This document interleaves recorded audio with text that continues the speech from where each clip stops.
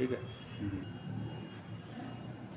Hello दोस्तों, हाजिर हैं एक और वीडियो को लेकर। आज की इस वीडियो में हम शैशवावस्था के बारे में चर्चा करेंगे। तो आइए विलंब ना करते हुए देखते हैं शैशवावस्था या इन्फेंसी एज। इसकी जो टाइमिंग या अवधि है वह है 0 से 5 वर्ष। ठीक है, सामान्यतः जो है इसको हम जो है 0 से 5 वर्ष ही मानते हैं। इसके बारे में कुछ मनोवैज्ञानिकों ने कथन बोले हैं, आइए उनके बारे में जिक्र करते हैं। फ्राइड, बालक को जो कुछ भी बनना होता है वह प्रारंभ के 4-5 वर्षों में बन जाता है। यानी बालक जैसे शैशवावस्था में हमें जो बच्चे का बहुत ध्यान रखना पड़ता है, क्योंकि शैशवावस्था में ही बच्चे को जो कुछ बनना होता है वह शुरुआत के 4-5 वर्षों में बन जाता है। ऐसा किनका मानना है? ऐसा मानना है फ्राइड का। इसलिए जो है शैशवावस्था में जो है बच्चे का जो है विशेष ख्याल रखना पड़ता है। अगली डेफिनेशन न्यूमैन की, 5 वर्ष तक की अवस्था शरीर तथा मस्तिष्क के लिए बहुत ग्रहणशील है। ठीक है, जो 5 वर्ष तक की हमारी एज होती है बच्चे की, वह जो शरीर और मस्तिष्क दोनों के लिए जो है बहुत ही ग्रहणशील होती है। ऐसा मानना है किसका? न्यूमैन का। अगली डेफिनेशन एडलर, ये वही एडलर है जो फ्राइड के स्टूडेंट रहे हैं। शैशवावस्था द्वारा जीवन का संपूर्ण क्रम निर्धारित होता है। यानी कि जीवन में आगे जाकर बच्चा क्या बनेगा इसका जो है हमें पता, या इसकी जो है जानकारी हमें किससे पता चल जाती है? वो पता चल जाती है किससे? शैशवावस्था द्वारा। ऐसा किसका मानना है? एडलर का। अगला डेफिनेशन है स्टेन की डेफिनेशन है ये स्टेन की, जीवन की प्रथम 2 वर्ष में बालक अपने भविष्य की आधारशिला रखता है। यानी कि पहले जो उसके 2 वर्ष होते हैं 0 से लेके 2 वर्ष तक, तो ऐसा मानना है स्टेन का कि जो वह अपने फ्यूचर की जो है आधारशिला या बुनियाद रखता है। कौन? शिशु। अगला हरलॉक की, ये बहुत इंपॉर्टेंट डेफिनेशन है, ये कई बार आप लोगों से पूछी जा चुकी है। शैशवावस्था खतरनाक एवं अप्रिय काल है। शैशवावस्था जो है कैसा है? खतरनाक एवं अप्रिय काल। आप लोगों ने देखा होगा अधिकांशतः जो है बच्चों को बीमारी है या डेथ वगैरह जो है वो शैशवावस्था में ही हो जाती है। इसलिए हरलॉक महोदय का कहना है कि शैशवावस्था जो है वह सीखने का वो खतरनाक एवं अप्रिय काल है। अगली डेफिनेशन है वैलेंटाइन की, ये भी डेफिनेशन जो आपके एग्जाम के दृष्टिकोण से बहुत ही महत्वपूर्ण है। शैशवावस्था सीखने का आदर्श काल है। शैशवावस्था सीखने का आदर्श काल है। ये किसका मानना है? ये मानना है वैलेंटाइन का। आप इसका स्क्रीनशॉट ले सकते हैं।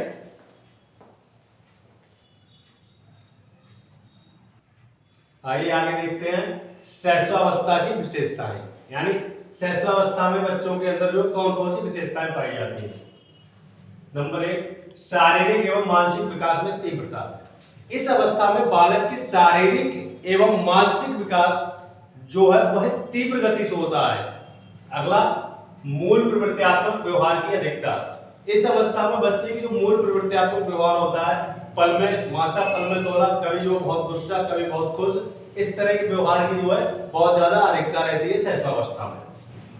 अनुकरण द्वारा सीखना, ये सवाल बहुत पूछता है। शैशवावस्था में जो बच्चा जो है वह दूसरों को देखकर सीखता है, यानी कि अनुकरण के माध्यम से सबसे ज्यादा जो है उसके ज्ञान में वृद्धि होती है।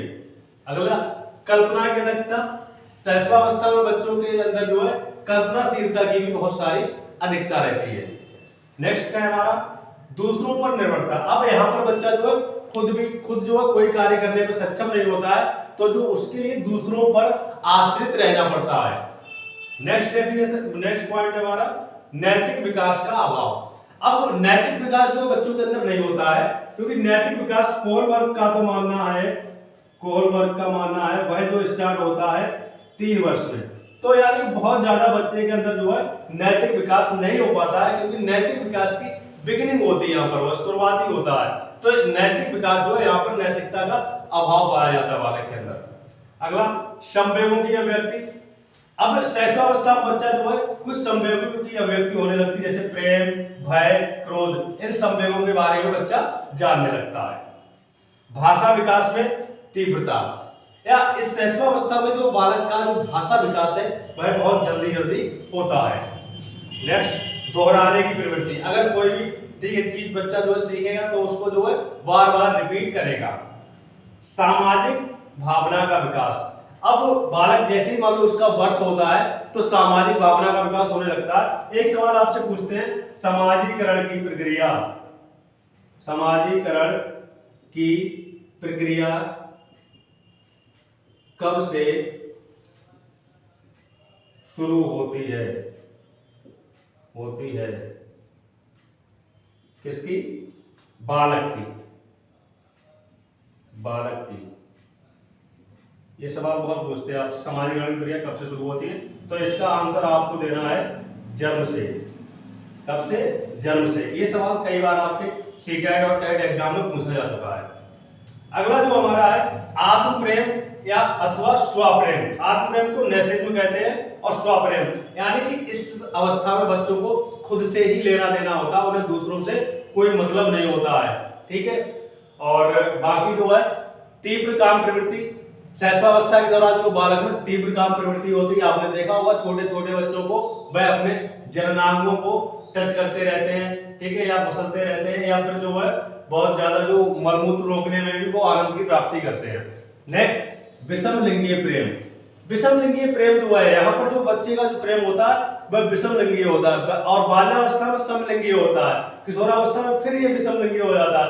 तो बालक और बालिका है, तो ऐसा मानना है फ्राइड का, ठीक है। इलेक्ट्रा, तो बालक जितने भी है मान लो लड़कों में एक ग्रंथि पाई जाती है ऑडिपस, और ऑडिपस या इसी को कहते हैं पितृ विरोधी ग्रंथि, और इसी ग्रंथि की वजह से ठीक है बालक जो है अपने पिता से ठीक है मां की अपेक्षा कम प्रेम करते हैं। नहीं गलत, थोड़ा सॉरी, इसमें थोड़ा उल्टा हो गया। बालक जो है अपने पिता की अपेक्षा मां से अधिक प्रेम करता है इसी ग्रंथि की वजह से। नेक्स्ट जो इलेक्ट्रा, इसमें जो है ये मातृ विरोधी ग्रंथि होती है, तो देखने में ऐसा मान लो पाया भी गया है और बहुत सारे केस में आपको मिल जाएगा। इसी ग्रंथि की वजह से जो है लड़कियां अपने मां को जो है पिता की अपेक्षा कम पसंद करती हैं, ठीक है। और या फिर आप कहते हैं बालक का जो पहला प्यार जो है उसका मां होती है, ऐसा मानना है फ्राइड का।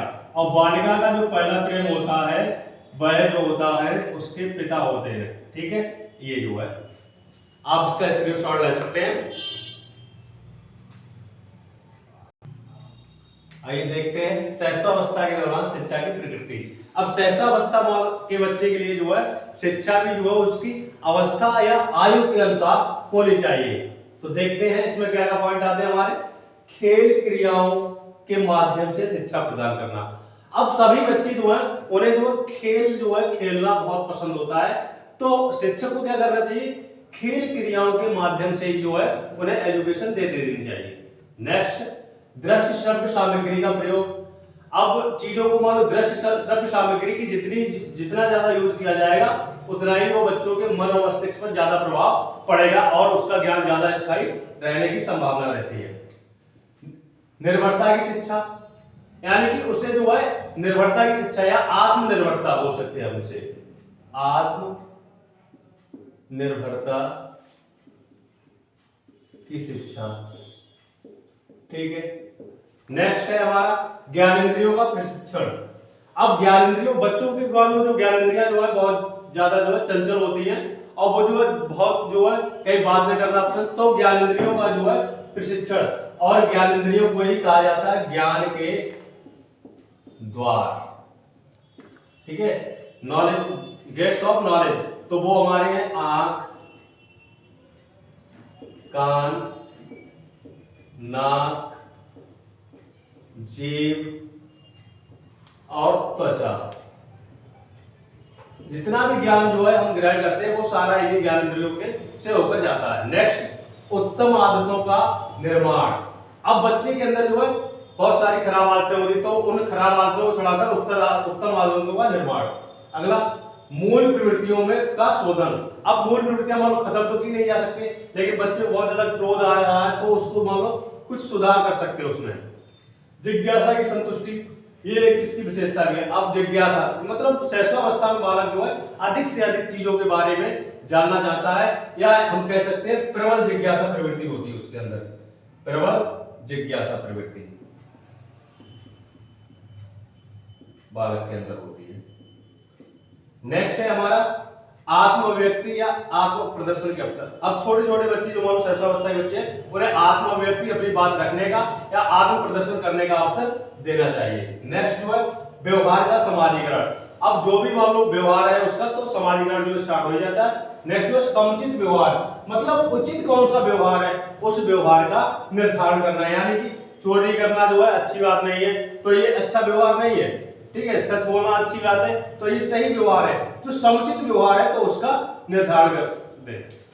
अगर आप लोगों को हमारी ये वीडियो पसंद आई हो तो कृपया हमारे चैनल को सब्सक्राइब, लाइक और शेयर करें, जिससे कि हम आपको इस तरह की और भी बहुत सारी वीडियो अवेलेबल कराते रहेंगे। धन्यवाद, जय हिंद, नमस्कार।